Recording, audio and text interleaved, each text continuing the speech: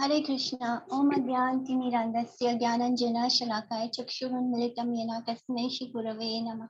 वाञ्छाकल्पतरुभ्यश्च कृपासिन्धुभ्यैव च पतितानां पावनेभ्यो वैष्णवेभ्यो नमो नमः। जय श्री कृष्ण चैतन्य प्रभु नित्यानंद श्री अद्वैत गदाधर शिवासादि गौर भक्तवृंद। हरे कृष्णा कृष्ण कृष्ण हरे हरे, हरे राम राम राम हरे हरे, हरे कृष्णा कृष्ण कृष्ण हरे हरे, हरे राम राम हरे हरे, हरे कृष्णा कृष्ण कृष्ण हरे हरे, हरे राम राम हरे हरे।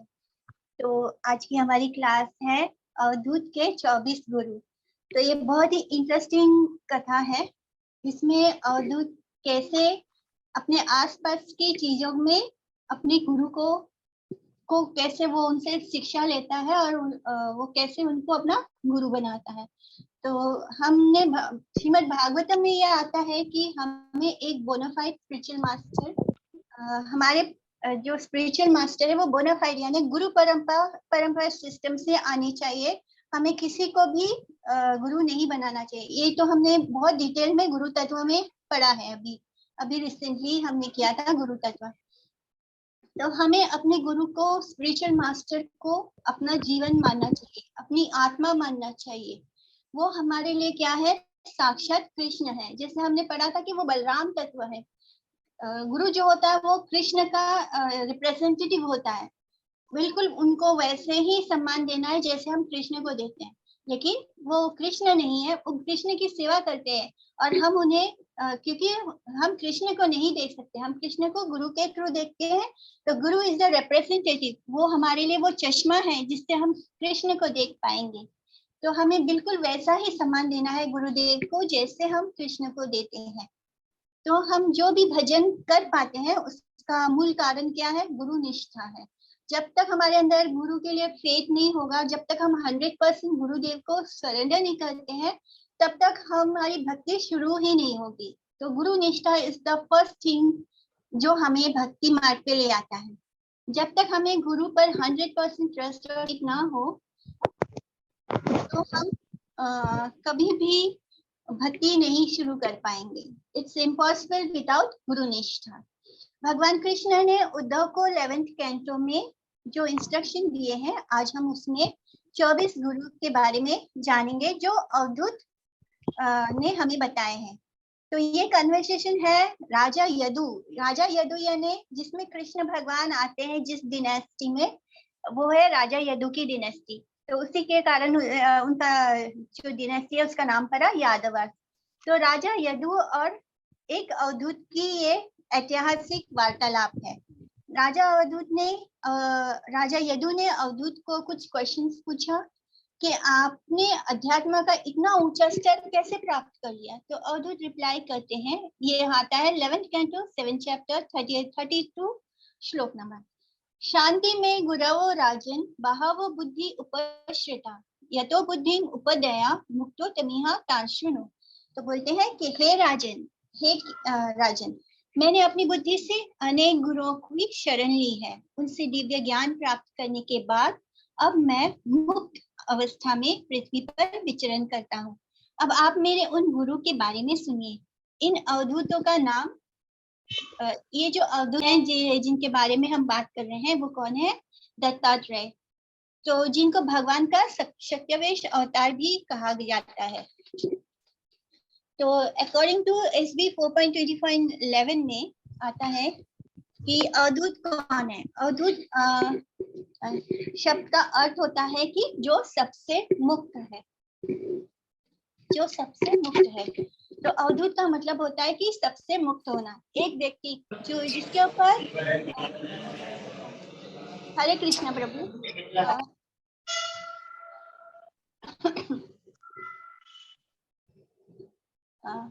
एक व्यक्ति जो शास्त्रों के रूल्स और रेगुलेशन से ऊपर हो, यानी उसको जैसे हम सब के लिए शास्त्रों के रूल्स और रेगुलेशन फॉलो करना बहुत जरूरी है, एक अवधूत उस रूल्स और रेगुलेशन के ऊपर होता है। उनके ऊपर वो बिल्कुल पूरी तरह मुक्त होते हैं, उनके ऊपर रूल्स और रेगुलेशंस नहीं आते हैं।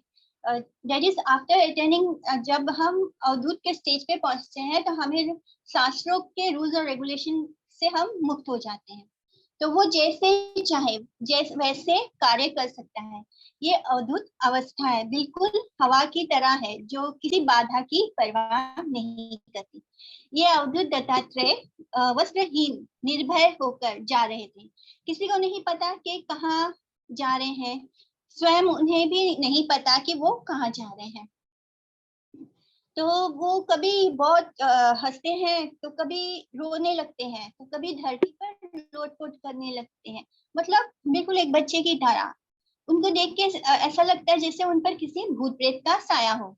तो जब राजा यदु ने उन्हें ऐसे देखा तो उनसे पूछा कि बहुत मतलब वो राजा यदु हैं, यानी वो भगवान के भक्त थे, बहुत अच्छे भक्त थे, और उन्हें पता था कि ब्राह्मण और वैष्णव को कैसे आदर और सम्मान किया जाता है। तो वो जब उन्होंने अवधूत को देखा तो उन्हें अपने आप ऐसे फील हुआ कि ये तो बहुत ही मुक्त आत्मा है। तो वो बहुत लेकिन वो हैरान थे कि ये कैसे मतलब इतने मुक्त है कि इन्हें किसी भी चीज की परवाह नहीं है। तो वो बहुत ही सबमिसिव होकर, जैसे हमें एक गुरु के पास जाकर कैसे करना चाहिए, तद विधि प्रणिपातेन परिप्रश्नेन सेवया उपदेक्ष्यांति ते ज्ञानम ज्ञानिना तत्वदर्शिना। जब हम किसी तत्वदर्शी के पास जाते हैं तो हमें बहुत ही विनम्र होकर और बहुत सबमिसिव होकर उनके सामने बहुत ही शांति से बिहेव करना चाहिए और उनसे प्रश्न पूछने चाहिए। तो वो पूछते हैं कि आपके पास कुछ नहीं है, मतलब यहाँ तक कि उनके शरीर पे कपड़े भी नहीं है, फिर भी आप इतने खुश कैसे हैं। तो यहाँ राजा यदु ने हमें सिखाया कि कैसे हम एक स्पिरिचुअली एनलाइटन सोल, जो मुक्त आत्मा है, जो भगवान के करीब है, ऐसे व्यक्ति को हमें कैसे अप्रोच करना चाहिए। तो एक तत्वदर्शी के पास जाकर उनसे प्रार्थना करनी चाहिए कि हम अगर क्वालिफाइड है सुनने के लिए, बिकॉज हम गुरु को कैसे चुनते हैं, कानों से, उनकी वाणी को सुन के। तो वो हमें उनसे ऐसे पूछना चाहिए कि अगर हम क्वालिफाइड हैं, हम इस काबिल हैं कि आपको सुन सकें, तो आपको समझ सके, तो प्लीज मुझे मेरे क्वेश्चंस के आंसर कीजिए। तो यदु महाराज जी ने यही किया। राजा यदु बोले, आप बहुत खुश हैं, मैं आपके मूड को नहीं समझ पा रहा, आपके इस खुशी का कारण नहीं समझ पा रहा, प्लीज मुझे बताइए कि आप क्यों भ्रमण कर रहे हैं, घूम रहे हैं, क्यों हंसते हैं, क्यों रोते हैं, क्रंदन करते हैं। दत्तात्रेय जो अवधूत हैं, उन्होंने जवाब देते हैं कि मेरे बहुत सारे गुरु हैं और मैंने उन सब से बहुत सारे शिक्षा ग्रहण की है। तो यहाँ पे उनके जो 24 गुरु हैं, हम उनका नाम सुन लेते हैं। पृथ्वी, हवा, अग्नि, चंद्रमा, सूर्य, कबूतर, अजगर, समुद्र, पतंगा, पेड़, हाथी, मधुमक्खी, हिरन, मछली, पिंगला, यानी पिंगला एक नाम है वेश्या का, प्रोस्टिट्यूट का, कुरारी पक्षी, बालक, छोटा सा बच्चा, यंग गर्ल यानी कुंवारी लड़की, बाण बनाने वाला, धनुष के लिए बाण बनाने वाला, तीर बनाने वाला, सांप, मकड़ी, बार, बर यानी वैस, वैस यानी वो बहुत कुछ मधुमक्खी के जैसा ही दिखता है, और उसके ये भी होते हैं, डंक मारता है वो, और उड़ने वाला जैसे बिल्कुल मधुमक्खी जैसा ही कुछ कुछ होता है। पहाड़ और हिरन, तो ये है इसके। बोला मैंने इन सबको अपना शिक्षा गुरु बनाया है और मैंने इनसे बहुत सारी इंस्ट्रक्शन लिए, शिक्षाएं ली है, जिसके कारण मैं ऐसा मुक्त हूँ। इन सबको ऑब्जर्व करके, इन सबको देखा है मैंने और मैंने ज्ञान प्राप्त किया है। 3 तरह के इंस्ट्रक्शंस होते हैं। महाभागवत वैष्णव गुरु की शिक्षाएं, जो एक्चुअली में साधु भक्त हैं, उनके हाव भाव, उनके कैरेक्टर, उनका व्यवहार से सीखना, वो किस तरह भजन करते हैं, ये उनसे सीखना है। अपने आसपास देखना और अभी अपनी बुद्धि से सीखना, अपनी बुद्धि का भी इस्तेमाल करना है कि हमारे आसपास की चीजें हमें क्यों क्या सिखा रही हैं।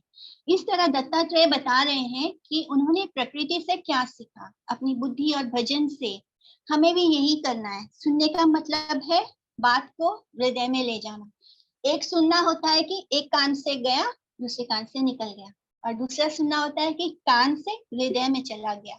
तो हमें इंटेलिजेंट बनना है, और इंटेलिजेंट होने की निशानी है कि जो हम सुनते हैं उसे अपने हृदय में लेके जाते हैं, दूसरे कान से बाहर नहीं निकालते हैं।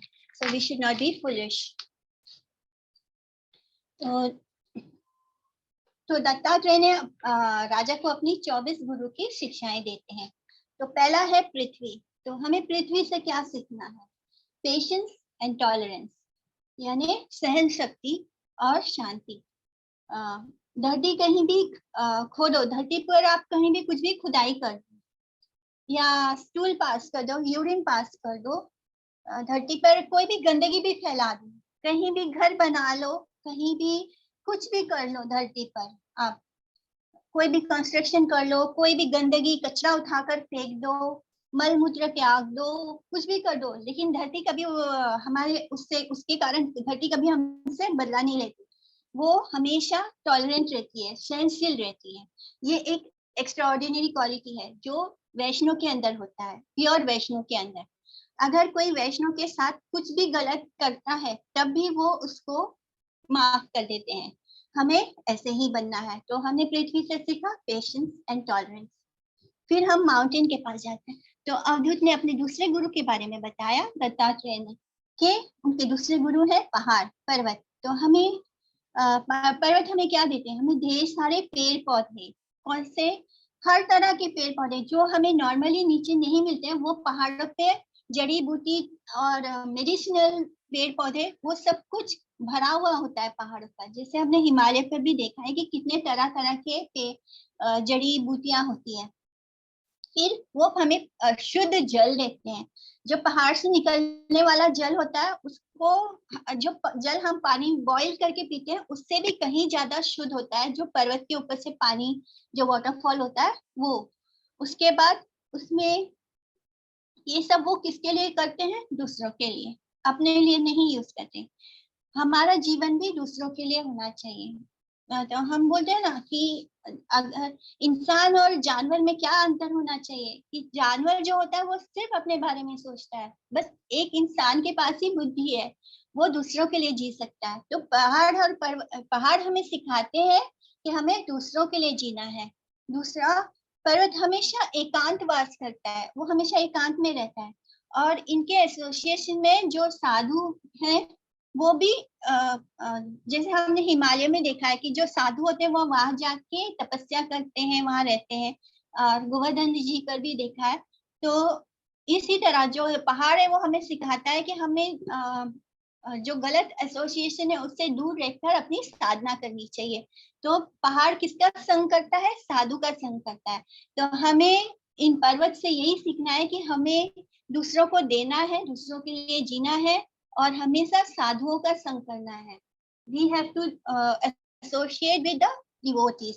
साधु का मतलब होता है शुद्ध भक्त, वैष्णव भक्त। इसलिए हमें ये जगत से दूर होकर एकांत में भजन करने के लिए जो परफेक्ट स्थान होता है वो होता है माउंटेन्स। तो इसी तरह माउंटेन्स हमेशा साधुओं का संग करता है, तो हमें भी यही करना है। तो तीसरा गुरु है उनका पेड़। तो पेड़ पेड़ क्या सिखाते हैं हमें? पेड़ सिखाते हैं सहनशील होना। पेड़ों को क्या गुण होता है कि पेड़ के तना, जड़, पत्ते, फूल, सूखी लकड़ियां, सब कुछ दूसरों के काम आता है। कुछ भी वो अपने लिए नहीं यूज करते हैं। पूरी तरह से पेड़ मतलब उनका जड़ तक सब कुछ दूसरों के काम आता है। अगर गर्मियों में बरसात भी ना हो तब भी वो पानी पानी करके नहीं मांगते, चाहे वो बिल्कुल सूख जाए तब भी वो शिकायत नहीं करते। वो पूरी तरह दूसरों के लिए जीते हैं, अपने आप को पूरी तरह समर्पण कर देते हैं। तो ये उनके अंदर गुण है। वो सहनशील है। उनको काटो, उनको तोड़ो, कुछ भी करो, लेकिन वो सहन शक्ति होते हैं उनके अंदर, वो सहनशील होते हैं। तो ये वैष्णव के अंदर ये गुण होना चाहिए। चैतन्य चरित्र में यही कहा गया है कि हमें पेड़ की तरह होना चाहिए, सहनशील। त्रिनादपि सुनिचेन तरोरपि सहिष्णुना। चौथे गुरु हैं और जिनके बारे में बता रहे हैं वो है हवा, वायु। हवा का क्या गुण है? वायु हमेशा दूसरों के लिए जीता है। अगर हमें हवा ना मिले तो हम एक पल भी नहीं जी पाएंगे।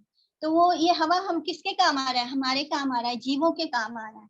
तो हवा हमेशा दूसरों के लिए जीती है। हवा हमेशा क्या होता है? डिटैच होती है। कैसे? हवा जब बदबू के ऊपर से गुजरती है तो बदबू उनके साथ आता है, लेकिन वो बदबू के साथ मिक्स नहीं होता हवा। थोड़ी देर के बाद वो अगर खुशबू के और जहाँ पे बहुत सुगंधित चीजें हो या फूल हो खुशबू वाले, अगर हवा बदबू के ऊपर से गुजरते गुजरते अगर सुगंधित वस्तु के ऊपर से गुजरेगी तो वो सुगंध को लेके जाएगी। मतलब ना तो वो दुर्गंध के साथ मिक्सअप होती है ना सुगंध के साथ मिक्सअप होती है, वो अपना कर्म कर रही है और दोनों के साथ डिटैच है, दोनों के साथ कोई अटैचमेंट नहीं है, ना अच्छाई के साथ ना बुरे के साथ। तो हम लोग को भी यही सीखना चाहिए कि हमारे इस संसार में ना अच्छा भी होगा बुरा भी होगा, अच्छे लोग भी मिलेंगे बुरे लोग भी मिलेंगे, बट हमें उन सब से अटैच नहीं होना चाहिए, हमें अपना कर्म करना चाहिए, हमें किसी के साथ अटैचमेंट नहीं करनी है। इसी तरह हवा सुगंध और दुर्गंध दोनों को लेती है, दोनों को कैरी करती है, बट विथ डिटैचमेंट। इसी तरह हमें भी किसी से अटैच नहीं होना है। हमारा अटैचमेंट किसके साथ होना चाहिए? हमारे गुरु के साथ, हमारे गुरुदेव के साथ, जो बोनाफाइड स्पिरिचुअल मास्टर हैं उनके साथ होना चाहिए। बोगस गुरु के लिए नहीं। बोगस गुरु भी होते हैं जो हमें बोलते हैं कि आप विवाह कर लो, आप मटेरियल वर्ल्ड को एंजॉय करो, फिर भी आप दीक्षा ले सकते हो। आप मांस मछली खा सकते हो तब भी आप दीक्षा ले सकते हो, तब भी आप भगवान का भजन कर सकते हो। तो ऐसे जो उन 4 नियमों को, बेसिक 4 नियमों को नहीं रोकते करने से, आप समझ जाए कि ऐसे गुरु बोगस गुरु होते हैं। तो हमें ऐसे लोगों से नहीं अटैच होना है, हमें स्पिरिचुअल मास्टर जो कि बोनाफाइड है, जो गुरु परंपरा में आते हैं, जो शुद्ध भक्त हैं, वैष्णव भक्त हैं, तत्वदर्शी हैं, हमें हमारा अटैचमेंट उनके साथ होना चाहिए। इस संसार के साथ हमें हवा की तरह डिटैचमेंट होना चाहिए। तो ये हवा का गुण था। फिर स्काई, आकाश। आकाश जो है वो सब जगह होता है, हमारे हृदय में भी आकाश होता है। ये हमने पिछले भी लाइसेंस में पढ़ा था। जो हमारा हृदय होता है वो आकाश से बना हुआ है, तो जो भी खाली जगह है वहां पे क्या है? स्काई है, आकाश है। तो अभी भी ये अगर यहाँ पे जो भी खाली स्पेस है वो क्या है? आकाश है। तो सब जगह होने के बावजूद बावजूद आकाश क्या है? वो किसी भी चीज से मिक्सअप नहीं हो रहा, वो अलग है। सब जगह फैला हुआ है आकाश का आकाश, लेकिन कहीं भी मिक्सअप नहीं है। तो ये क्या है? डिटैचमेंट। इसी तरह वो डिटैच रहता है, तो हमें सबके बीच होकर भी सबसे डिटैच रहना है। इसी तरह हम इस मटेरियल वर्ल्ड में हैं, हम सब कुछ कर रहे हैं, मटेरियल लोगों से मिल रहे हैं।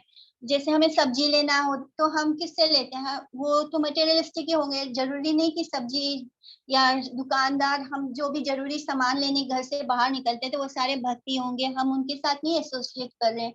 तब भी हमें सारे मटेरियलिस्टिक लोगों के साथ लेन देन करना पड़ता है, but we have to be detach, like जैसे आकाश सब जगह फैला हुआ है लेकिन किसी से मिक्स नहीं हो रहा है, डिटैच हो रहा है, तो हमें भी ऐसे ही होना चाहिए।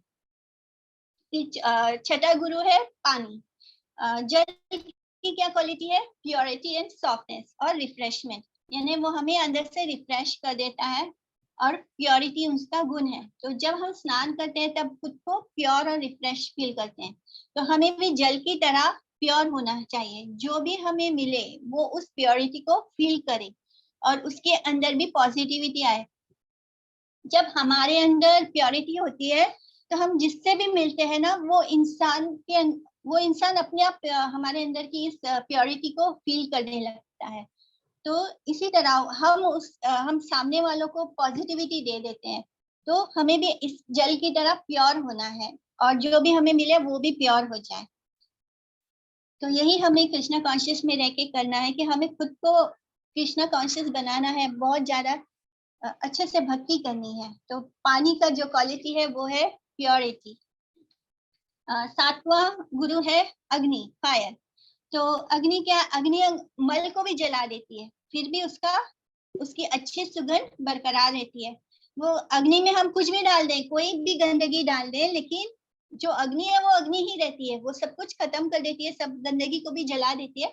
लेकिन अग्नि का जो क्वालिटी है वो वही बना रहता है, वो मिक्सअप नहीं होती है, वो दुर्गंध के साथ या सुगंध के साथ मिक्सअप नहीं होती है। जब दाह संस्कार किया जाता है, शरीर को जलाया जाता है, तब भी अग्नि शुद्ध होती है, अग्नि कभी भी अशुद्ध नहीं होती। इसलिए हमें भी ऐसे ही प्योर होना है। जब हम प्योर होंगे तभी भजन कर पाएंगे। हम कुछ योगिक पोस्चर करके या तप करके प्योर नहीं हो सकते।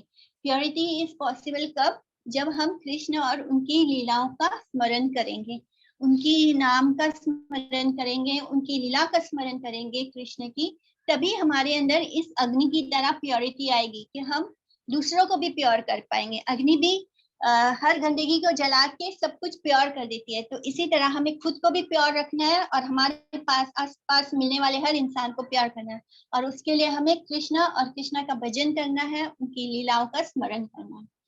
आठवां गुरु है अवधूत के चंद्रमा। चंद्रमा से हम क्या सीखते हैं? हम हमेशा क्या बोलते हैं, first moon, second moon, third moon, यानी पहला मून अलग, हर रोज अलग अलग बदलता है, तो हम उसको first moon, second moon, third moon ऐसे बोल बोल के फुल मून तक हम क्या बोलते हैं कि 15 मून से हो गए, मतलब 15 मून। बट ये सच नहीं होता है, सिर्फ एक चंद्रमा है।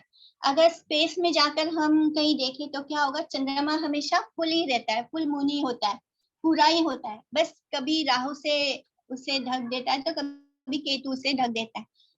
तो इसी तरह भगवान भी केवल एक है, भले ही वो अलग अलग रूप में मैनिफेस्ट होते हैं। तो हमें ये समझना होगा कि कृष्ण अलग अलग रूप में आते हैं, अलग अलग अवतार लेते हैं, पर वो है तो एक ही।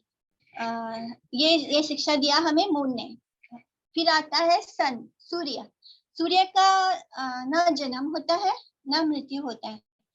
हम बोलते हैं ना, ये आज सूर्य उग गया, आज सूर्य डूब गया, जैसे हर रोज नया सूर्य निकल रहा है, नया सूर्य मर रहा है, ऐसे हम समझते हैं।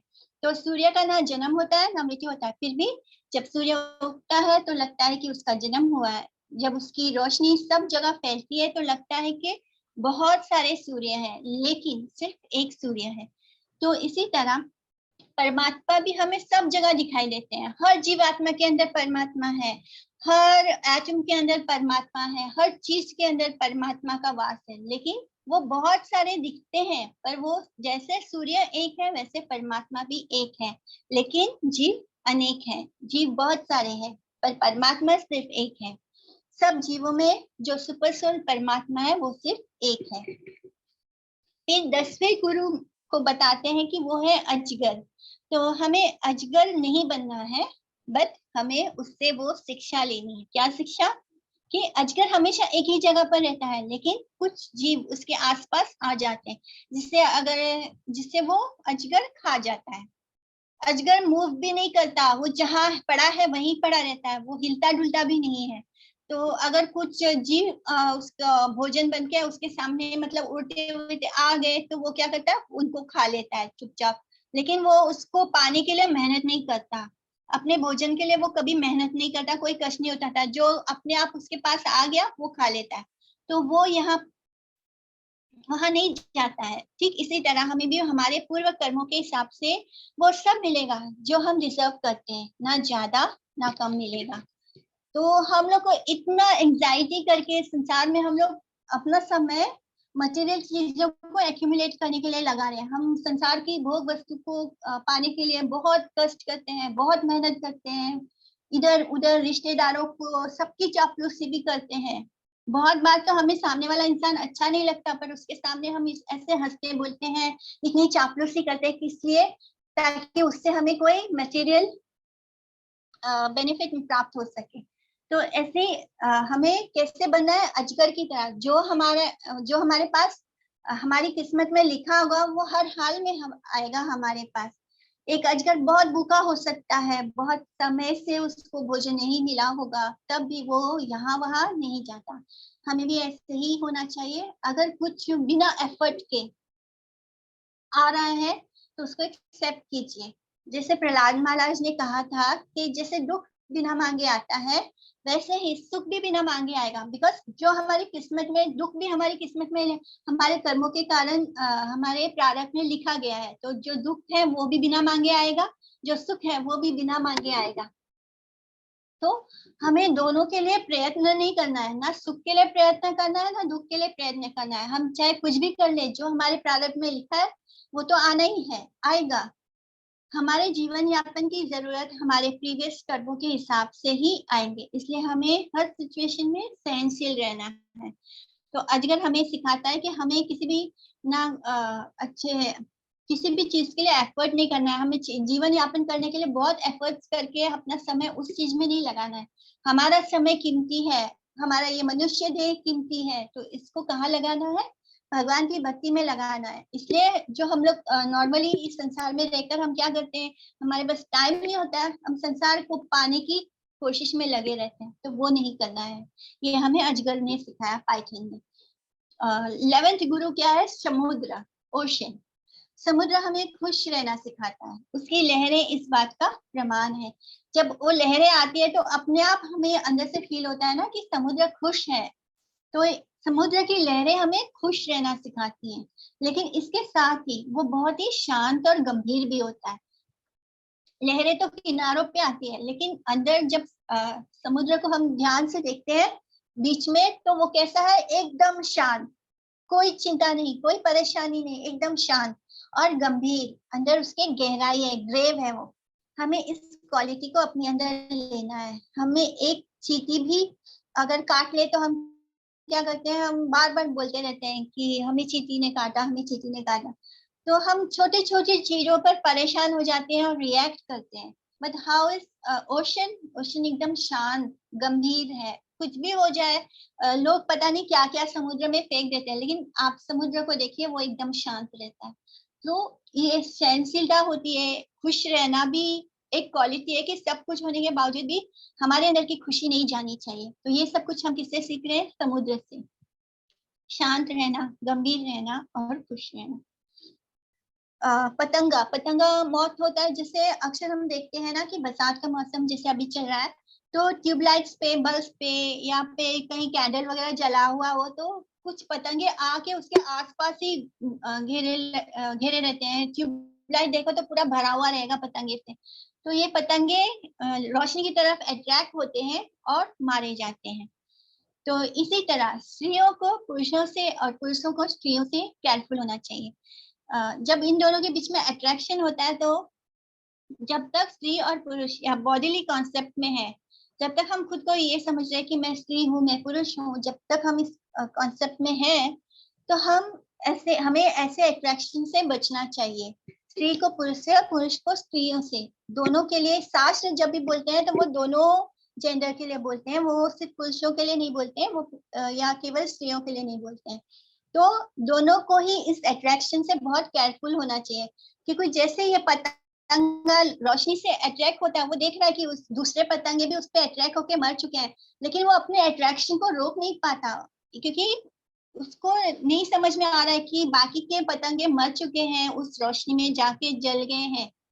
तो इसी तरह हम अपने आसपास देखते हैं कि ये जो बॉडीली कॉन्सेप्ट स्त्री और पुरुषों के बीच जो अट्रैक्शन होता है, वो हमेशा हमें गलत रास्ते पर ले जाता है, हमें इस संसार में और धकेल देता है। तो इससे हमें बचना चाहिए। ये हमें पतंगा सिखा रहा है कि ऐसे अट्रैक्शन से हमें बचना चाहिए, वरना हमारी बुद्धि खत्म हो जाएगी और हम मारे जाएंगे, बिल्कुल पतंगे की तरह कि वो देख रहा होता है कि दूसरे पतंगे मर रहे हैं, लेकिन वो अपनी बुद्धि नहीं इस्तेमाल करता है, वो अट्रैक्ट होके वो भी मरने चला जाता है। तो इसमें एक बात और है कि हम दूसरों को देखते हैं कि वो उनके गर्लफ्रेंड है, बॉयफ्रेंड है, तो हम भी उनके जैसा ही करना चाहते हैं, लेकिन हम ये नहीं देखते कि उनके बीच डिवोर्स भी हो रहा है, उनके बीच फाइट भी हो रहा है, उनके बीच कितने प्रॉब्लम्स भी आ रहे हैं। तो ये सब चीज पे हम नजरअंदाज कर देते हैं। हम सिर्फ ये देखते हैं कि इसकी गर्लफ्रेंड है तो मेरी भी होनी चाहिए, इसका बॉयफ्रेंड है तो मेरा भी होना चाहिए। तो ये पतंगा हमें सिखा रहा है कि हमें इंटेलिजेंट बनना है और ऐसे अट्रैक्शन से दूर रहना है। 13th गुरु कौन है? मधुमक्खी। मधुमक्खी को मधुकर भी बोला जाता है। तो मधुकर भी हनी क्या करता है? हनी भी ये अलग अलग फूलों से जाकर पराग लेता है, उसका रस पान करता है। एक ही फूल से रस नहीं लेता। मधुकर जो मधुमक्खी है वो अलग अलग फूलों से रस लेती है। तो वो उतना ही लेते हैं जितना जरूरत हो, जितना थोड़ा थोड़ा थोड़ा थोड़ा वो हर फूल से लेता है। एक ही फूल से सब कुछ नहीं लेता है, जितना उसकी जरूरत हो उतना ही लेता है। अगर वो ज्यादा कलेक्ट करेगा तो ये सब उस हनी कलेक्टर के पास चला जाएगा, जो उसके छत्ते को के साथ उसको भी ले जाएगा। तो मधुमक्खी हमें सिखा रही है मधुमक्खी क्या करती है, वो सब फूलों से रस पान करके ले जाती है और हनी कोम्ब होता है उसके अंदर इकट्ठा करते जाते हैं। लेकिन लास्ट में फायदा किसको होता है, वो जो हनी कलेक्टर होता है, जो हनी निकालने वाला होता है, मधु निकालने वाला होता है, वो सारा मधु ले जाता है और वो मक्खी को भी पकड़ के उसको भी वो भी मर जाती है। तो हमें इस तरह इकट्ठा करने वाले स्वभाव को त्याग करना है। हनी भी हमें सिखाती है कि हर फूल से बस थोड़ा थोड़ा लेना है। और ये शिक्षा भ्रमण करने वाले भिक्षुकों के लिए है, साधु संन्यासियों के लिए है। वृंदावन में हम देखते हैं कि बहुत सारे ऐसे भिक्षुक हैं जो मेडिटेंस हैं, जो मधुकरी करते हैं। वहां पे इसको मधुकरी बोलते हैं क्योंकि ये वर्ड मधुकर से आया है, हनी बी से आया है। तो वो क्या करते हैं, वो हर गृहस्थ के घर में जाते हैं और उनसे बहुत थोड़ा थोड़ा भोजन लेते हैं। वो बहुत ज्यादा भोजन नहीं लेते एक ही घर से, कि एक घर वाले ने बहुत सारा दे दिया तो बस हो गया, अब किसी के पास मांगना नहीं पड़े। तो वो सब घरों से थोड़ा थोड़ा भोजन लेते हैं, तो इसको बोलते हैं मधुकरी। हमें ये भी शिक्षा मिलती है कि हमें सब कुछ एक जगह स्टोर करके नहीं रखना चाहिए। जैसे हनी भी क्या करती है, वो थोड़ा थोड़ा हर फूल से तो लेती है, पर क्या करती है, ले जाके वो सब कुछ एक जगह रखती है हनी कोम्ब के अंदर, और जिससे उसका नुकसान होता है। नहीं तो क्या होता है, चोर और लुटेरे जो हमारे अपने भी हो सकते हैं, हमारे रिश्तेदार भी हो सकते हैं, वो हमें लूट कर ले जाएंगे। तो हमें सब कुछ थोड़े थोड़े लेने के बाद सब कुछ एक जगह पे नहीं स्टोर करना है। हमें जरूरत से ज्यादा नहीं जमा करना चाहिए, क्योंकि जब अंत समय आएगा तो हम कुछ भी साथ नहीं लेते जाएंगे, एक्सेप्ट के हरि नाम और डिवोशनल सर्विस यानी भक्ति के हमारे साथ इस संसार से और कुछ भी नहीं जाएगा। चाहे हम कितना भी धन कमा ले, जितना भी नाम कमा ले, कितने भी एजुकेशनल क्वालिफिकेशंस रख ले, कुछ भी हमारे साथ नहीं जाने वाला है। जाएगा तो बस हरि नाम और भक्ति कृष्ण की। वृंदावन में भिक्षुक, मॉन्क, साधु, सन्यासी ये सब क्या करते हैं, मधुकरी करते हैं। तो अभी मैंने बताया जैसे वो हर घर में जा जाके थोड़ा थोड़ा भोजन लेते हैं। उन्हें उनके लिए एक रूल है कि उन्हें एक समय से दूसरे समय के लिए भी भोजन को जमा करके नहीं रखना है। मतलब अभी अगर उन्होंने आफ्टरनून में मधुकरी की तो उन्हें उतना ही लेना है जितना अभी उनको खाना है, उससे ज्यादा वो नहीं लेंगे। रात के लिए उन्हें फिर से ये भ्रमण करना है, सब घर में जाके मधुकरी करनी है, लेकिन दूसरे बारी भोजन के लिए भी उनको पहले से नहीं लेना है। फिर एलिफेंट से 14th गुरु है हाथी, एलिफेंट। तो जब मेल एलिफेंट को पकड़ना होता है तब उसको कैसे ट्रैप किया जाता है, फीमेल एलिफेंट से उसको यूज करते हैं। और उसके पास में जो फीमेल एलिफेंट है उसके पास में एक कुएं जैसा गड्ढा खोद दिया जाता है, उसको झाड़ियों से ढक दिया जाता है। तो जब हाथी उस फीमेल एलिफेंट को देखता है तो वो उसके कंट्रोल में आ जाता है, फीमेल एलिफेंट के, और उसके पास जाता है और वहां पे जो गड्ढा उसके लिए बनाया गया होता है उसमें वो हाथी गिर जाता है, उस कुएं में गिर जाता है। वहां उस कुएं में उसको काफी दिनों तक ऐसे ही छोड़ दिया जाता है, भूखा प्यासा। उसको जल भी नहीं देते, एकदम निर्जला उसको कितने दिनों तक बिना पानी के बिना भोजन के वो हाथी को छोड़ दिया जाता है उस गड्ढे में, जिससे क्या होता है कि वो वीक हो जाता है। और फिर उसी हथनी को यूज करके उसके पैरों में चेन बांधा जाता है और बाहर निकाला जाता है, और फिर उसको इंसानों के यूज के लिए ट्रेन किया जाता है ताकि वो हमारे इंसानों के काम आ सके। यहाँ पे क्या शिक्षा होती है कि स्त्रियों को पुरुषों से और पुरुषों को स्त्रियों से सावधान रहना चाहिए। शास्त्र हमें बार बार इस बात पर जोर देते हैं। पदपि युवती भिक्षुन स्पृशेत दार भीम अपि स्पृशन करीब बद्धेत करीन्या अंग संगता। तो ये श्लोक आ रहा है 11.8.13 का।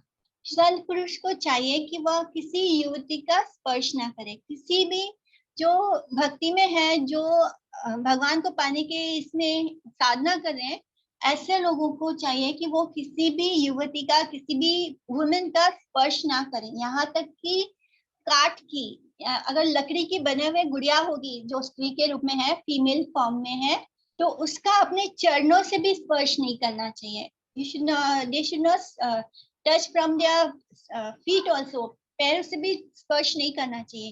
काठ की बनी स्त्री का स्पर्श नहीं करना चाहिए। और स्त्री और पुरुष को एक दूसरे के शरीर के स्पर्श करने के कारण ही माया द्वारा बंदी बना दिया जाता है। जैसे एलिफेंट को हथिनी का यूज करके उसके शरीर को स्पर्श करने के कारण, उसकी इच्छा के कारण ही हाथी को पकड़ लिया जाता है। इसी तरह स्त्री और पुरुष के शरीर के स्पर्श के कारण ही माया क्या करती है, अपना बंदी बना लेती है। और उसके बाद शुरू हो जाता है इस संसार में बसने और बसाने का खेल। यहीं पे सब घर बनाना है, यहाँ पे बच्चों के लिए करना है, तो ये सब क्या है, माया का खेल है। फिर आता है 15th है हिरण। जो वनवासी सन्यासी को चाहे कि भौतिक भोग को उत्तेजित करने वाले गीत या संगीत को कभी ना सुने। तो ये श्लोक है उसमें कि जो हमें, जैसे हम बॉलीवुड मूवीज और एल्बम्स बहुत सुनते हैं ना, तो इस तरह का संगीत हमें नहीं सुनना चाहिए जो हमारे अंदर काम वासना जगा दे, जो हमारे मन में पुरुष के मन में स्त्री के प्रति, स्त्री के मन में पुरुष के प्रति अट्रैक्शन पैदा करे। इस संसार के जो गीत संगीत शायरी वगैरह होते हैं, इनको हमें नहीं सुनना है। ऐसे गीत संगीत से उसके अंदर उसमें सारे भौतिक बंधन के गुण उत्पन्न हो जाएंगे। इसलिए सिर्फ भगवान के द्वारा गाया हुआ गीत, जैसे भगवत गीता को सुने। जैसे जंगल में क्या होता है, मधुर संगीत सुनाते हैं, बांसुरी बजाता है शिकारी, और जब वो शिकारी बांसुरी बजाता है बहुत मधुर संगीत में, तो हिरण क्या होता है, हिरण का पूरा झुंड उस संगीत को सुन के उस तरफ दौड़ता है और वो उस संगीत से अट्रैक्ट हो जाता है। और तब शिकारी क्या करता है, अपना जाल उस पर फेंकता है और उसको पकड़ लेता है। इसलिए बोला जाता है कि हमें इस तरह के गीत संगीत नहीं सुनने चाहिए, हमें इस दुनिया के प्रजल्प में नहीं पढ़ना चाहिए। ये संसार के बारे में, ये जो बॉलीवुड के गीत होते हैं, ये सब बहुत ज्यादा तो ये पूरी तरह मटेरियलिस्टिक बनाने के लिए होते हैं, वो इस संसार में बांध के रखने वाले ही होते हैं। तो ऐसी चीजों को नहीं सुनना चाहिए, इसको प्रजल्प भी बोलते हैं। एक बार श्री चैतन्य महाप्रभु ने किसी को बहुत मधुर आवाज में गीत गोविंद गाते हुए सुना और वो उसकी तरफ दौड़ पड़े। तभी उनका जो सेवक था गोविंद नाम का, उसने कहा कि ओ प्रभु, ये एक स्त्री गा रही है। तब महाप्रभु क्या बोलते हैं कि अगर तुमने मुझे नहीं बचाया होता तो मैं इस सागर में गिरकर डूब जाता। मतलब वो भी बोल रहे हैं कि मैं गलत रास्ते पे जा रहा था, वो स्त्री की तरफ आकर्षित हो गया था उसकी मधुर आवाज के प्रति, चाहे वो गीत गोविंद ही क्यों ना गा रही हो। फिर 16th गुरु है फिश, मछली। तो मछली क्या करती है, मछली को पकड़ने के लिए क्या किया जाता है, मछुआरा उसको एक जो मछली पकड़ने वाली स्टिक होती है उस पे हुक में क्या करता है, वो धागे से कुछ वर्म्स को बांध देता है, कुछ मछली क्या खाती है, छोटे छोटे वर्म्स खाती है, तो वो उसको बांध देता है। और फिर उसको, और फिर उस फिश हुक को वो पानी में डालता है, जिससे कि जो लालची मछली मछली होती है वो अपने जीभ के स्वाद देने के लालच में पकड़ी जाती है। इसलिए हमें अपने टंग, अपनी जीवा को कंट्रोल करना चाहिए। नेक्टर ऑफ इंस्ट्रक्शन में सबसे पहले शिक्षा यही है कि हमें इस वेग को कंट्रोल करना चाहिए, बिकॉज ये जो जीभ होती है ये बहुत ही स्ट्रॉन्ग इम्पेटस है, इसको रोकना बहुत कठिन है। यहाँ तक कि जो छोटा बच्चा होता है हम उसको देखते हैं, वो हर चीज उठा के मुंह में डालता है, यहाँ तक कि वो अपना स्टूल और यूरिन भी चखना चाहता है। तो जीभ को कंट्रोल करना सबसे मुश्किल काम है। और मछली हमें सिखा रही है कि कैसे वो अपने जीभ को नहीं कंट्रोल करने के कारण फंस जाती है और मर जाती है। तो जैसे रूपा गोस्वामी और श्रीला रघुनाथ गोस्वामी थे, तो जब ये वृंदावन में रहते थे तब ये ग्रंथ लिखते थे और वहां पे सब वृंदावन के जो पास टाइम्स जगह है उनको वो प्रकाशित कर रहे थे। तब वो क्या खाते थे, कुछ भी उनको उनको कोई अच्छे पकवान खाने को नहीं मिलते थे, उनको कुछ भी अच्छा खाने को नहीं मिलता था। यहाँ तक कि वो नमक भी नहीं, उनके पास नमक भी नहीं होता था, वो ऐसे सूखा सूखा भोजन खाते थे। तो इस तरह उन्होंने अपने टंग को कंट्रोल करके रखा था। तो हम हमेशा क्या करते हैं, हमें बहुत रिच और स्वादिष्ट भोजन करना होता है, खाने की इच्छा होती है, लेकिन खास करके जो सन्यासी है उनको ऐसे फूड से दूर रहना चाहिए, उन्हें ऐसे स्वादिष्ट भोजन से दूर रहना चाहिए, बिकॉज उनको ज्यादातर सिंपल बॉइल्ड वेजिटेबल या इस तरह का भोजन करना चाहिए, क्योंकि ऐसा नहीं करेंगे तो उनका जो मन है उसमें काम वासना आ जाएगी। इसलिए स्वाद के पीछे नहीं भागना चाहिए। तो ये हमें कौन सिखा रहा है, मछली। 17th गुरु है छोटा सा बालक, स्मॉल बेबी। जैसे छोटा न्यूबॉर्न बेबी होता है वो नेकेड रहता है, उसको कपड़े की कोई उसको मन में इच्छा भी नहीं होती। बच्चा नेकेड रहता है, कभी वो हंसता है कभी वो रोता है। वो एक परमहंस की तरह होता है, मतलब चिंता रहित। उसके लिए सब कुछ करने वाला कौन है? उसके माता पिता। तो उसको कोई चिंता नहीं है, उसको कोई अपना ध्यान नहीं रखना है, कुछ नहीं करना है। तो ऐसे ही नित्यानंद प्रभु भी थे। वो ऐसे लोगों को अवधूत बोला जाता है। तो नित्यानंद प्रभु भी ऐसे ही एक बालक की अवस्था में कभी कभी सची माता के आंगन में चले जाते थे। तब महाप्रभु उन्हें चादर देते थे और उनको कवर करते थे। नित्यानंद प्रभु भी क्या है? एक अवधूत है, जिन पर कोई सोशल एटिकेट नहीं है, कोई सोशल एटिकेट नहीं, वो बिल्कुल फ्री मुक्त आत्मा होते हैं अवधूत।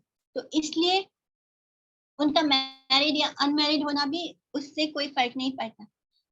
लेकिन हम ऐसे दिव्य पर्सनालिटीज को इमिटेट नहीं कर सकते क्योंकि हम उनके लेवल पे नहीं है। हमें किसी में दोष बुद्धि नहीं करनी है।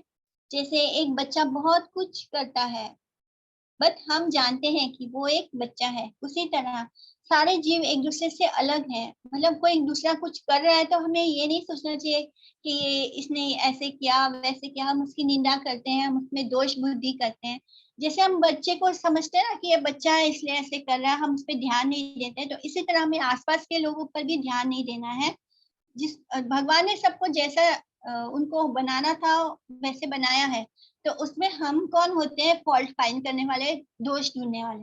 तो हमें बच्चे की तरह केयरफ्री होना है। अब 18 गुरु जो गुरु हैं उन्होंने बनाया अवधूत ने, दत्तात्रेय अवधूत ने, तो वो है एक अनमैरिड गर्ल, युवती।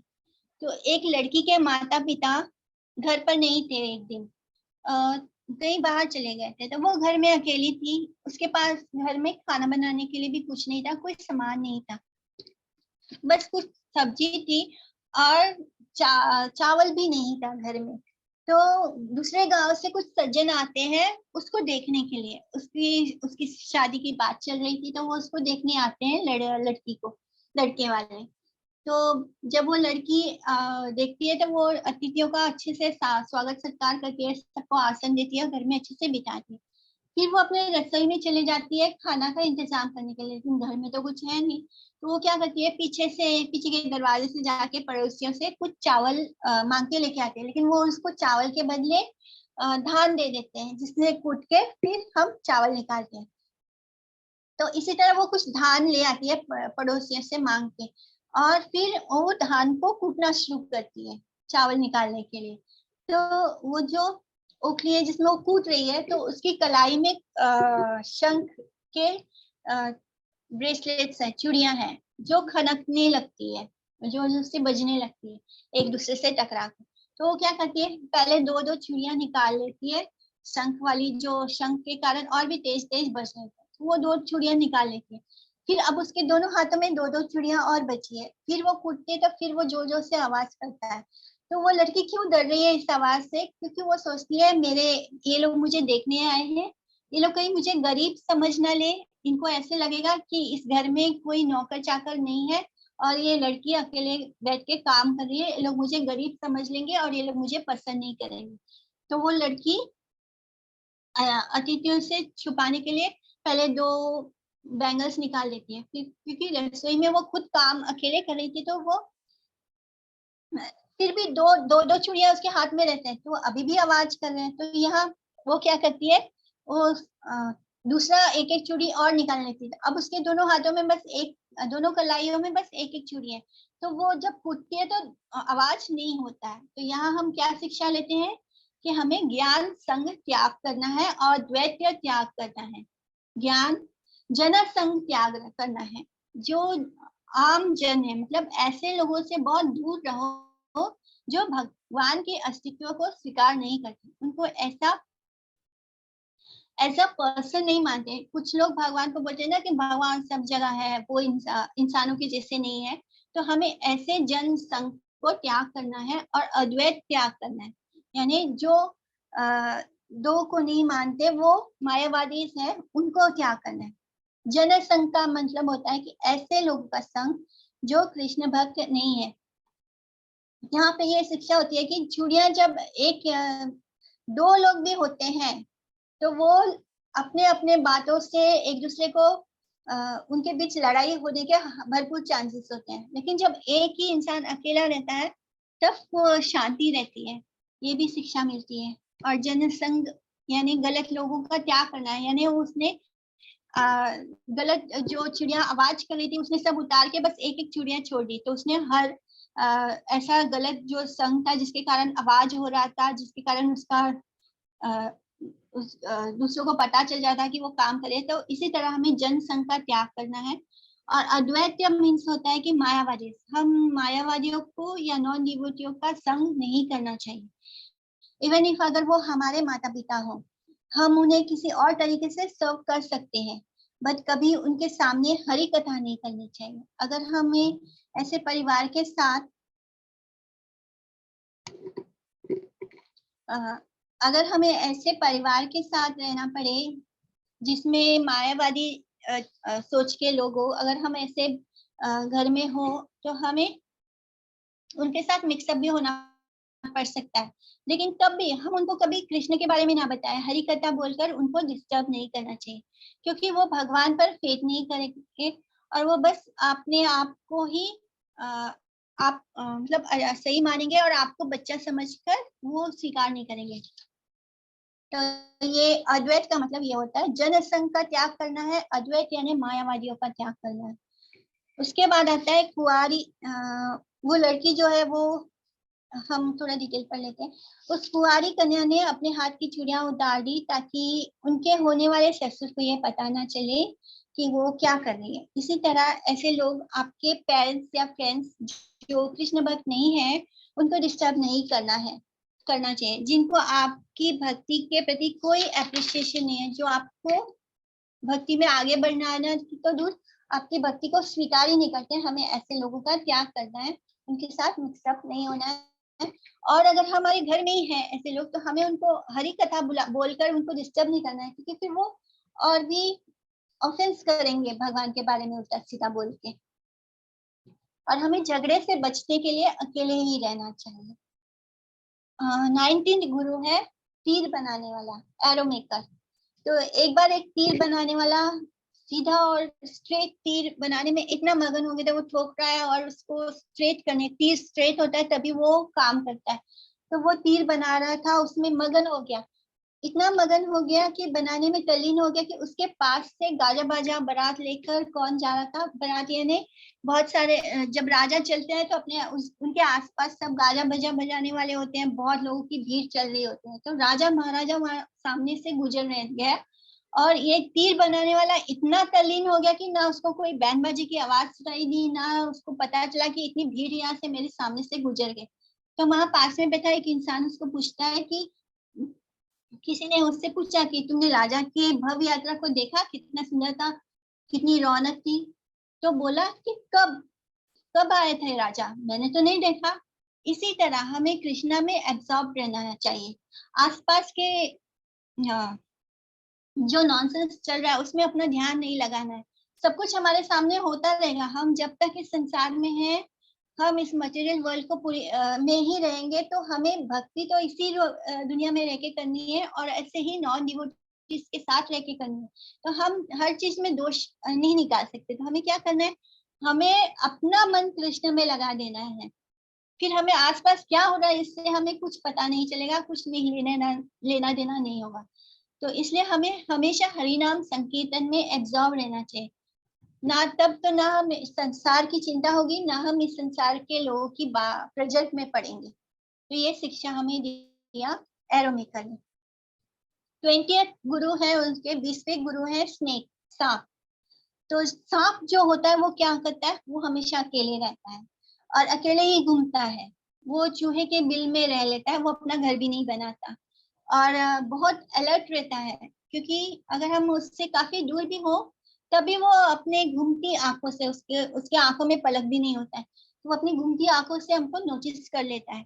और उसके कान होते नहीं है, तो इस वजह से वो अपनी आंखों का इस्तेमाल करता है और हमें नोटिस कर लेता है। इसी तरह हमें भी क्या करना है, माया से अलर्ट रहना है। हमें इस संसार में होकर भी इस संसार से दूर रहना है। इस संसार में हमें हम क्या, वो जैसे सांप अपना घर बनाने में अपना समय नहीं बर्बाद करता है, वो सबसे दूर अलग रहता है और बहुत अलर्ट रहता है। तो हमें भी ऐसे अलर्ट रहना है माया से। और इस संसार में हमारा असली घर नहीं है, फिर भी हम क्या करते हैं, श्रम करते हैं, घर बनाते हैं और सोचते हैं कि बस अभी हमको यहाँ पे इटर्नली यहीं पे रहना है। तो तब इस संसार में हमें कोई सुख नहीं मिलने वाला, चाहे हम घर बना ले, चाहे महल बना ले, चाहे बंगलो बना ले, कुछ नहीं मिलने वाला है। तो 21st गुरु है स्पाइडर, मकड़ी। मकड़ी क्या करती है, अपने लार से, अपने सलाइवा से जाल बुनती है। उसमें छोटे छोटे इंसेक्ट्स, मक्खी, चींटी फंस जाते हैं और उसका भोजन हो जाता है मकड़ी का। और फिर क्या करती है, फिर जब उसको जरूरत नहीं होती है, वो अपना जाल वापस अपने अंदर ले लेती है। तो इसी तरह भगवान ने क्या किया, इस माया जगत को बनाया, माया के थ्रू बनाया, माया को ऑर्डर देकर। और फिर जैसे क्रिएट करते हैं भगवान माया के थ्रू, और फिर सब कुछ भगवान के अंदर वापस समा जाता है। तो मकड़ी से हमें भगवान के क्रिएशन और डिस्ट्रक्शन का पता चलता है कि भगवान पहले, क्रिएटर भी भगवान है, सब कुछ भगवान से आता है और सब कुछ भगवान में चला जाता है। 22nd गुरु है वैश। वैश होता है जो मधुमक्खी जैसा ही कीड़ा होता है। तो ये जो वैस्प होता है, ये क्या करता है, एक बार इसने क्या किया, एक छोटे से ग्रास वर्म को, कैटरपिलर जैसे ग्रास वर्म को उसने क्या किया, दीवार के कोने में ले जाके कैद कर दिया, पकड़ के ले गया, उसको जमीन पे से उठाया ग्रास में से, और उसको दीवार के कोना था उसके अंदर ले जाके उसको बंद कर दिया, कैद कर दिया। तो वो इंसेक्ट क्या हो गया, कैटरपिलर, वो हर पल डर में जी रहा था। उसको लगता था अभी ये वैस्प आएगा और मुझे मार देगा, अभी ये वैस्प आएगा और मुझे मार देगा। लगातार वो उसको ही सोचता रहा, वो डर के मारे बस लगातार कंटिन्यूसली उस वैस्प के डर में जी रहा था। तो ये जो डर के कारण क्या हो रहा था, वो लगातार उस वैस्प का चिंतन कर रहा था, उसके बारे में सोच रहा था। इसके बाद क्या होता है, कुछ दिन के बाद क्या होता है, वो जो कैटरपिलर था, वो वैस्प के बारे में सोचते सोचते सोचते सोचते क्या होता है, वो उसके भी पंख आ जाते हैं और वो पूरा वैस्प बन जाता है, उसके जैसा ही बन जाता है जिसके बारे में वो सोच रहा था। वो पूरी तरह उसकी तरह ट्रांसफर हो जाता है। तो इससे हमें क्या शिक्षा मिलती है कि कैसे हमें हर वक्त कृष्ण के बारे में सोचना है, उनकी लीलाओं का स्मरण करना है। हर वक्त हमें कृष्ण के बारे में जब हम सोचते हैं तो हम अपने सिंस से, अपने पापों से मुक्त होते हैं। तो इसी तरह जब उस कीड़े की तरह, उस कैटरपिलर की तरह, जैसे वो वैस्प के बारे में सोचते सोचते वैस्प बन गया, इसी तरह जब हम कृष्ण भगवान का चिंतन करेंगे, कृष्ण का नाम स्मरण करेंगे, कृष्ण की लीला को सुनेंगे, तो हम सिंफुल रिएक्शन से मुक्त हो जाएंगे और गोलोक जा पाएंगे। हमारे अंत समय में भी हम कृष्ण का चिंतन कर पाएंगे। और लगातार चिंतन करने से कैटरपिलर वैस्प बन गया। ये तो मटेरियल एग्जाम्पल है, तो हम क्यों नहीं कृष्ण के पास जा पाएंगे। तो इसलिए हमें लगातार, ये हमें सिखा रहा है कि कैसे चिंतन करने से हम इस दुनिया से गोलोक में ट्रांसफर हो जाएंगे, कृष्ण का चिंतन करने से। 23rd गुरु है पिजन, कबूतर। कबूतर, एक बार एक कबूतर था, तो उसकी वाइफ थी कबूतर, मिस्टर कबूतर एंड मिसेस कबूतर। तो ये दोनों के बीच में बहुत ज्यादा प्रेम था, और वो जो कबूतर था वो पूरी तरह अपने वाइफ के कंट्रोल में था, वो जो बोलती वो करता। बहुत प्रेम था, बहुत ज्यादा प्रेम था, बहुत ज्यादा अटैचमेंट था दोनों में। फिर उनके कबूतर अंडा देती है, फिर उसमें से उनके बच्चे होते हैं। तो ये लोग एकदम अपना खुशी संसार में हैप्पी होम बना के रह रहे थे अपने घोंसले में, बहुत खुश थे, बहुत उनको लग रहा था चारों तरफ बस बस खुशियां ही खुशियां है। तो ये मटेरियल वर्ल्ड की खुशी थी। तो वहां पे एक दिन जो कबूतर, मिस्टर कबूतर और मिसेस कबूतर, वो लोग जाते हैं बच्चों के लिए खाना लेने के लिए, उड़ के बाहर जाते हैं उनका भोजन अरेंज करने के लिए। तो क्या होता है, पीछे से एक शिकारी आता है, वो जाल में उसके बच्चों को पकड़ लेता है। तो जब जो मिसेस कबूतर है, जो फीमेल कबूतर है, जब वो देखती है वापस लौट के आके, तो वो पूरी तरह टूट जाती है, उसको समझ नहीं आता, वो इधर उधर, उसके अंदर बेचैनी, एंजाइटी शुरू हो जाती है, और फिर वो उड़ के अपने बच्चों के पास जाती है। तो क्या होता है, वो जाल में वो भी फंस जाती है। अब ये कबूतर एकदम बेचैन हो रहा है, वो अपने बॉडीली रिलेशनशिप, फिजिकल रिलेशनशिप के मोह में इस कदर पड़ गया है कि उसको भी समझ में नहीं आ रहा है कि वो क्या करे। उसको लग रहा है कि उसका पूरा संसार खत्म हो गया। तो ये कबूतर हमें क्या सिखा रहा है, वो भी उड़ के उनके पास जाता है और शिकारी उसको भी पकड़ लेता है। इस तरह वो पूरा फैमिली पकड़ा जाता है। तो पिजन हमें क्या सिखा रहा है, ये जो कबूतर है वो हम उससे हम क्या सीखते हैं कि हमें हद से ज्यादा अटैच नहीं होना चाहिए। ये ह्यूमन बॉडी जो है ये मुक्ति के लिए है, खुला दरवाजा है मुक्ति का। लेकिन अगर कोई कबूतर की तरह फैमिली लाइफ से अटैच हो जाता है तो वो ऊंचे जगह पर चढ़ता है ताकि वापस नीचे गिर सके। अगर हम लोग इस ह्यूमन बॉडी को पाने के बाद भी हम सिर्फ अपने परिवार के अटैचमेंट में रहेंगे तो हमको लगता है कि हमारी दुनिया बस ये घर है, हमारा परिवार है, बस यही हमारी दुनिया है। हम लोग अपना ह्यूमन लाइफ का असली गोल भूल जाएंगे। So we should not get attach to our family members. हमें सबको कृष्ण भक्ति में लाने की कोशिश करनी है। लेकिन अगर वो मायावादी टाइप है, भगवान पे विश्वास नहीं करते, तो उनके उनको उनके हाल पर छोड़ देना चाहिए। उनको डिस्टर्ब नहीं करना चाहिए, लेकिन उनके साथ अटैच होकर अपना स्पिरिचुअल लाइफ नहीं खत्म करना चाहिए। स्पिरिचुअल लाइफ का एक रूल है कि हमें सेल्फिश होना चाहिए। जब हमें कृष्ण को पाना है तो we have to become very selfish. हमें हमारा हमारा लक्ष्य अगर कृष्ण को पाना है तो हमें आसपास किसी को नहीं सोचना है, हमें खुद को पहले इस काबिल बनाना है कि हमें कृष्ण को पाना है। जैसे अगर कोई समुद्र में डूब रहा हो तो हम उसको तभी बचा सकते हैं जब हम बाहर हो, उस समुद्र के बाहर हो। तो ये संसार रूपी समुद्र में हम सब डूब रहे हैं। जब तक हम खुद कृष्ण की शरण नहीं लेंगे, उस जगह बाहर नहीं निकल जाते, तब तक हम अपने आसपास के लोगों को नहीं बचा सकते। So we should stay away from family attachment. और भक्ति में हमें थोड़ा सा सेल्फिश होना पड़ेगा। इसको शुद्ध सेल्फिशनेस बोलते हैं। इसका एक वर्ड भी है संस्कृत में जो अभी मुझे याद नहीं आ रहा। तो पिंगला है हमारी 24th गुरु अवधूत की। पिंगला कौन है? एक प्रोस्टिट्यूट है। वो रोज शाम को तैयार होकर अपने घर के बाहर निकलकर खड़ी हो जाती थी। रोज कोई ना कोई आ जाता था उसको सेटिस्फाई करके, उससे वो पैसे लेके उसको सेटिस्फाई कर देती थी। तो एक दिन ऐसे ही वह पिंगला खूब अच्छे से तैयार होके अपने घर के बाहर थोड़े निकल के खड़ी हो गई। लेकिन वहां से आने जाने वाले लोग आ रहे हैं, जा रहे हैं। वो हर बार सोचती कि अब ये इंसान आ रहा है, अभी ये आदमी आ रहा है, तो ये मेरी इच्छा पूरी कर देगा, ये जरूर मेरे से इम्प्रेस हो जाएगा, मुझसे अट्रैक्ट हो जाएगा, और मैं इसको सेटिस्फाई करूंगी तो ये मुझे पैसे देगा। तो ऐसा सोचती है। एक आता है, वो दूर से देख के वो सोचती है कि हाँ ये मुझे देगा, फिर वो निकल जाता है। फिर दूसरे को देखती है तो उसको लगता है हाँ जरूर ये मेरे से अट्रैक्ट होगा, ये जरूर मेरे पास आएगा, वो भी निकल जाता है। ऐसे करते करते पता नहीं शाम से आधी देर रात हो जाता है। रात भी बीच रात में वो खड़ी रह जाती है। लोग आ रहे हैं, जा रहे हैं, और वो हर बार उसके मन में एक आस जगती है और उसकी आस टूटते जाती है, आस जगती है, आस टूटते जाती है।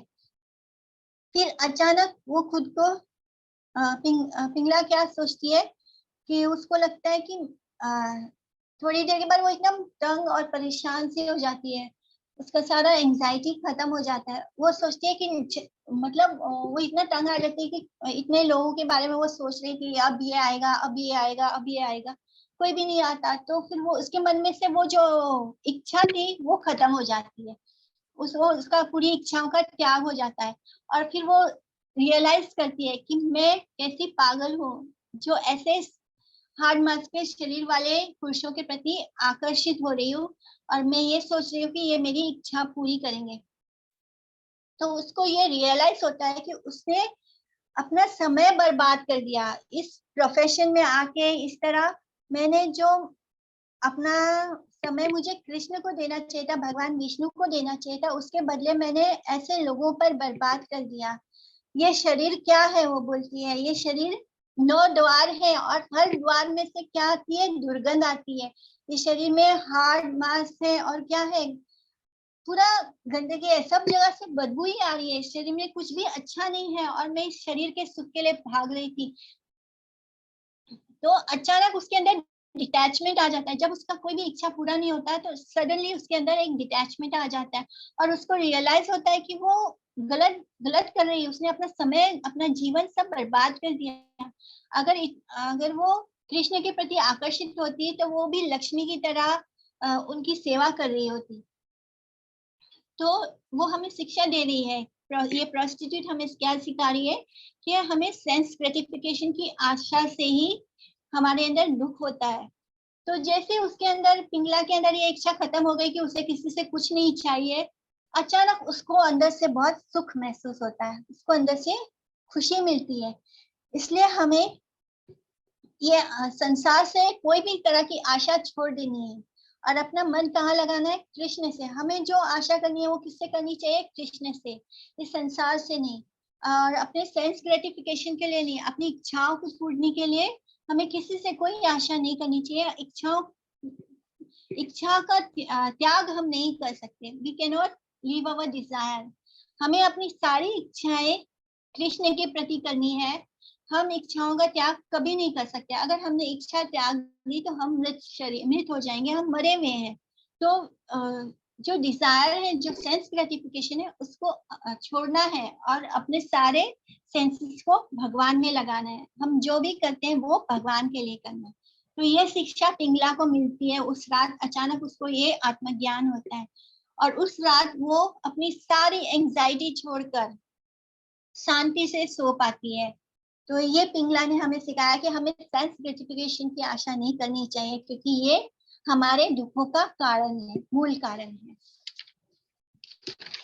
इसी तरह अवधूत और भी कुछ बताता है कि एक बाज पक्षी होता है, कुरार पक्षी। तो एक बार बड़े बाजों से की टोली आती है और उसका शिकार कर ले, शिकार उनको नहीं मिलता है। बहुत बड़े बड़े ताकतवर बाज होते हैं, तो वो लोग उड़ रहे होते हैं, लेकिन उनको बहुत कोशिश करने के बाद भी कोई शिकार नहीं मिलता। तो वहां सामने वो देखते हैं कि एक दुर्बल बाज है, लेकिन उसके मुंह में एक मांस का टुकड़ा है। तो ये सारा झुंड क्या करता है, उस दुर्बल बाज पक्षी के ऊपर हमला करता है। तो ये जो दुर्बल पक्षी है वो क्या करता है, वो जो मांस का टुकड़ा उसने पकड़ा है उसको छोड़ देता है और बच जाता है। और वो जो बाकी के बाज क्या करते हैं, वो उस मांस के टुकड़े को लेकर उड़ जाते हैं। तो हमें भी ऐसा होना चाहिए कि जब हम इस संसार के मोह का त्याग करेंगे तभी हमें वास्तविक शांति प्राप्त होगी। तो बाज जब वो मांस का टुकड़ा छोड़ देता है तब उसको बहुत रिलीफ मिलता है, बहुत शांति मिलती है, क्योंकि वो अपने प्राण बचा लेता है। तो इसी तरह हम जब इस संसार को छोड़ेंगे तभी हमें वास्तविक शांति प्राप्त होगी। तो भगवान ने क्या किया, भगवान ने अपनी शक्ति, माया शक्ति का विस्तार करके बद्ध जीवों को बसाने के लिए अनेक जीव योनियां बनाई है। बहुत सारे स्पेसेस बनाए भगवान ने, बहुत सारे जीवों को उत्पन्न किया। फिर भी भगवान के हृदय में कोई शांति नहीं थी, तुष्टि नहीं मिल रही थी। तब उन्होंने क्या किया, मनुष्य को उत्पन्न किया। एक ऐसा शरीर है मनुष्य का शरीर जो बद्ध आत्मा को के अंदर पर्याप्त बुद्धि प्रदान करता है और जिससे वो परम सत्य को पा सकता है। ये किसमें पॉसिबल है, भगवान ने बहुत सारे स्पीशीज बनाए जो सेंस ग्रेटिफिकेशन में लगे रहते हैं। जितने भी योनि है वो भोग योनि है। मनुष्य योनि को छोड़ के जितने भी योनि है वो सब भोग योनि है। भोग यानी सेंस ग्रेटिफिकेशन में लगे हुए जीव हैं। बस भगवान ने लास्ट में बनाया मनुष्य को। मनुष्य क्यों बनाया, ताकि वो मटेरियल बॉडी है, मनुष्य बॉडी मटेरियल बॉडी है, टेम्पररी बॉडी है, लेकिन उसमें एक बुद्धि है। इतनी बुद्धि है कि वो कोशिश कर सकता है भगवान को पाने की, जिससे कि वो वापस जीवात्मा वापस भगवान के पास लौट सकती है। ये कब पॉसिबल है, मनुष्य शरीर में पॉसिबल है। आफ्टर मेनी मेनी बर्थ्स ये ह्यूमन बॉडी हमको मिलता है, जो अनित्य होने पर भी मनुष्य को सर्वोच्च सिद्धि प्राप्त करने का अवसर प्रदान करता है। इसलिए जो धीर मनुष्य है उसको तब तक भक्ति करनी चाहिए, तब तक भगवान की, कृष्ण की भक्ति करनी चाहिए, जब तक कि उसका अंत समय ना आ जाए और ये शरीर खत्म ना हो जाए। तो हमें चैंटिंग, भगवान की लीलाओं का स्मरण, पहले तो हमें जो कंटिन्यूअस लाइफ है उसमें हमें शांति प्रदान करता है, हमें 3 तरह के ताप से मुक्त रखता है और जब हम लगातार भगवान का स्मरण और उनको रिमेम्बर करते हैं, उससे क्या होता है, जब हमारा अंत समय आता है, जब हम बिल्कुल लाचार और बेबस पड़े होंगे मृत शैया पर, तब हमने, क्योंकि हमने पूरा जीवन भक्ति किया है, हम कृष्ण को याद कर पाएंगे। नहीं तो नॉर्मली जिन्होंने पूरे जीवन कृष्ण को नहीं याद किया है, वो बुढ़ापे में भी कृष्ण को याद नहीं कर पाएंगे। वो बुढ़ापे में भी यही सोचेंगे कि मेरा इतना प्रॉपर्टी है, मेरा इतना बिजनेस है, मेरा इतना शेयर मार्केट में इतना पैसा लगा हुआ है। वो इस चीज का चिंतन करते हैं। So we should start it from now. अभी से स्टार्ट करना है भगवान का चिंतन करने के लिए, तभी हम इस मनुष्य शरीर को सार्थक कर पाएंगे और कृष्ण को प्राप्त कर पाएंगे। संसार सिद्धुम अति दुष्टरम उत्ति तिरसुर न अन्य पवो भवता पुरुषोत्तमस्य लीला कथा रस निसेवानम अंतरेण पुंसो भवे विविधा दुख दावर दीतस्य। तो हम इस श्लोक से ये क्लास एंड करेंगे अभी। तो ये श्लोक आता है कैंटो 12 चैप्टर 4 टेक्स्ट 40। इसमें क्या वर्णन है कि हमें भगवान की लीला का वर्णन करना चाहिए। असंख्य संतापों की अग्नि से पीड़ित तथा दुर्लांघ्य संसार, यानी इस संसार को पार करना नामुमकिन है। बहुत सारे असंख्य संताप है यहाँ पे। इस सागर को पार करने के इच्छुक इंसान को भगवान का नाम, उनके गुण, उनकी लीला और उनकी भक्ति के अलावा और कोई रास्ता नहीं है। तो हमें ये बहुत सारी शिक्षा दी अवधूत ने आज, और हमें हर शिक्षा से कुछ ना कुछ ज्ञान प्राप्त हुआ है। So any questions? किसी को क्वेश्चंस हो तो पूछ सकते हैं, और we will end our class right now. वाञ्छा कल्पतरुभ्यश्च कृपा सिन्धुभ्येव च पतितानां पावनेभ्यो वैष्णवेभ्यो नमो नमः। जय श्री कृष्ण। हरे कृष्ण।